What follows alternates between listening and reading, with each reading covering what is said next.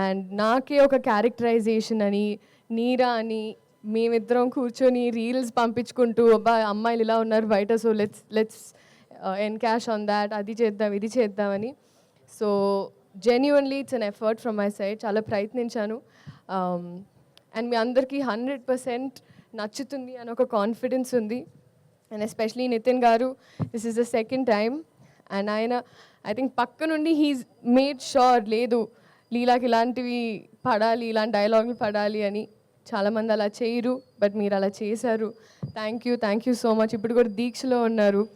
And ఈ సినిమాలో అది అసలు వేరే ఇట్స్ వెరీ డిఫరెంట్, చాలా బాగుంది జెన్యున్గా.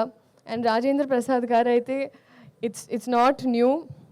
నేను ఆయనతో కూర్చొని ఎప్పుడైనా చెవులు కొరుకుతూ ఉంటాను, చెప్తుంటారు గజేంద్రుడు అప్పటి నుంచి ఆ సాంబార్ అలా ఆ సీన్స్ అని గుర్తు తెచ్చుకుంటూ ఆయన మాట్లాడుతూ ఉంటాను.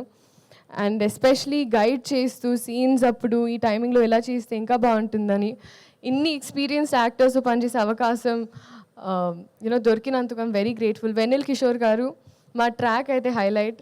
నాకు ఐ థింక్ ఈ సినిమాలో స్పెషలీ ట్రాక్ పరంగా, అంటే ఒకటి కట్ అయ్యి ఈ సీన్లో ఏదైతే ఆల్టర్నేట్ ప్యారలల్ ట్రాక్స్ ఉంటాయో అన్నీ చాలా నచ్చాయి. డబ్ చేసేటప్పుడు నాకు అదే అనిపించింది.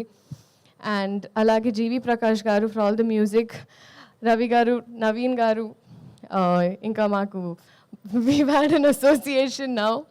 So they're also very happy for me and I'm grateful.